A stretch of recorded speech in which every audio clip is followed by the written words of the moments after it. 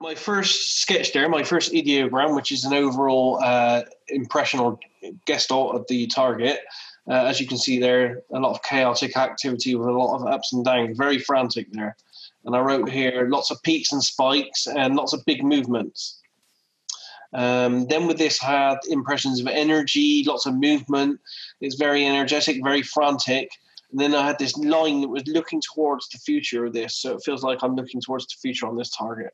Again, it had lots of movement, energy, chaos, with lots of fluctuations and the word drop.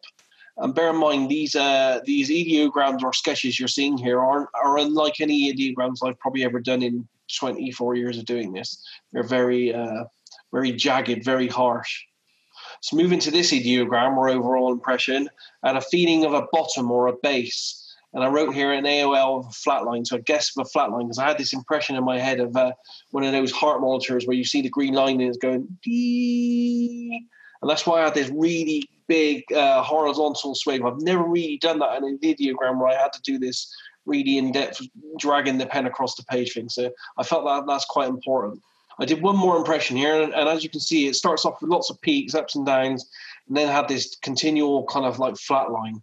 And the data came through as flat, dead, stopped, drained, and demoralized. And I had an overall impression here that this feels like death, a low point, and a feeling of something in archaic momentum that crashes, and it stops at a flat low point.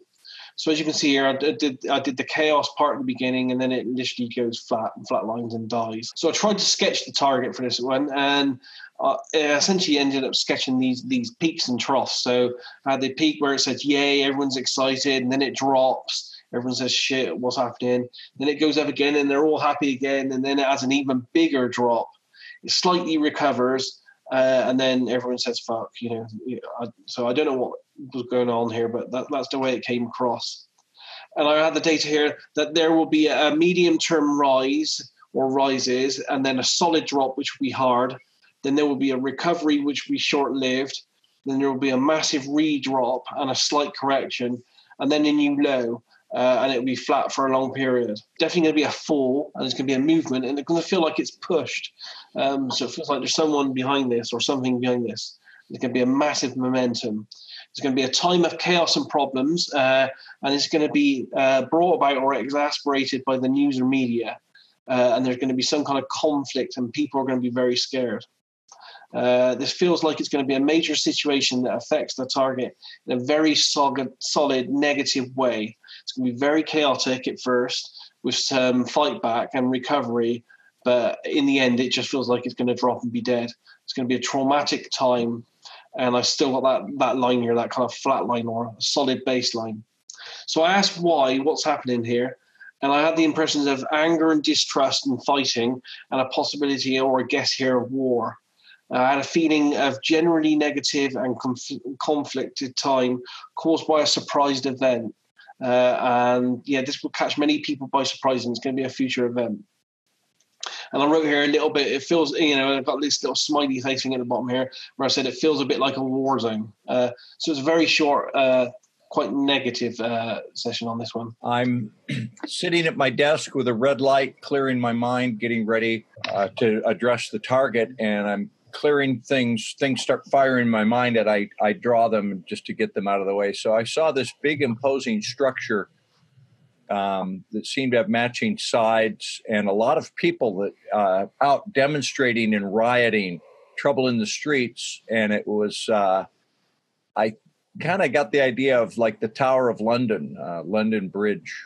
Next, I saw numbers and dates counters, a lot of digital tickers, flashing numbers and dates. And as soon as I would, if you see one and comprehend it, it knocks you into a conscious state. So you're no longer in the state that's required to see them. So I'm trying to what was the date? What was the number? Very difficult. Then I was looking at Donald Trump, well-dressed, holding his hand out. And I started getting ideas of like the G7 falling apart, bickering and hostility to open warfare among members of the G7. The G7 is not good at the time of this target. Things keep flashing into my mind. The word abdication popped into my head. Somebody abdicates, a change of leadership. Now I get rid of all that. I sit down for my formal session, writing the target ID, looking for 1 second to see a visual ideogram, and I see many people. Again, many people around some structure with an angular aspect. And then I see people paying attention to some intangible thing that is represented like small glowing things. Don't understand what that is. I'm just putting it down, moving on. Now I'm collecting sensory data. People that I get, a lot of people on the street, like a mob, yelling, crashing, gasoline smells, fires, textures of fabrics and coats. People on the street. This I felt the need to draw a little larger because I got a sense of what it was. Yelling, crunching, rubber, gasoline. And I expanded that out to like somebody turning a car over, a mob turning over a vehicle. Okay, back to yelling, crunching, sirens, fecal smells, acrid smoke.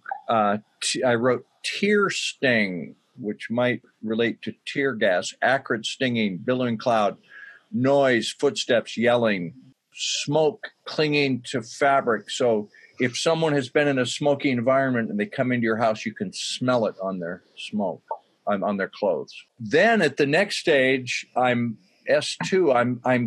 I'm seeing electronic stuff. This is an image that I felt was non-physical. Here I did a full page sketch that turned into what I saw was data, a representation of computer data flowing in to a central hub from a lot of sources. Right now I'm getting onto computers, a computer chip that doesn't run on silicon. And I think, what is the next thing? It's a molecular chip that's faster and better, like next generation computer. S3 trying to put all my data onto one page. It wasn't in one place. So there was a place where there are people outside and agitated. There's something to do with computer data flowing. I was at a place with big computers beyond silicone, and then a place with heat and smoke. So I log all that down and I look at it one by one. Okay, here's my land. It's a large city. It seems in a flat area. It's crowded and dense, traffic noises. I hear a horn like a, but it seems to be not an ocean boat, a river boat. So there could be a river here. It's congested. It's unhealthy. It was a financial center. It was connected. I look at air and I see there's been something happening with air over some city. It hangs over a widespread. This is not a single source fire. It seems to be more not a localized thing, a much larger scale of dirty air over cities. Next, I'm looking at racks of computers, a server, very sophisticated, very powerful. Cooling is a problem. So much computer power that they have a difficulty cooling it. Quantum computing, non-silicon based, some kind of new computer technology involving blockchain that is supposed to be decentralized, many nodes, but this tracks all the nodes. This is tracking all the blockchains simultaneously, like a central clearing point. And I got the sense of blockchains and algorithms, the system is switching on. This is replacing fiat. So this is going live. This is digital money, blockchain being switched on to replace fiat money. Then I'm in a place where I'm looking, this is back, and I take it to be like President Trump, a male leader though, for sure, speaking, maybe Trump, loud voice. People are looking for leadership, for answers. They want to be reassured. They're frightened, they're uneasy, they're angry, but they're more afraid than angry. They are desperate. People on the street demonstrating, riots, tear gas, there's my car being overturned again, civil unrest, running amok, disorder. It becomes like Venezuela, but it's a Western democracy.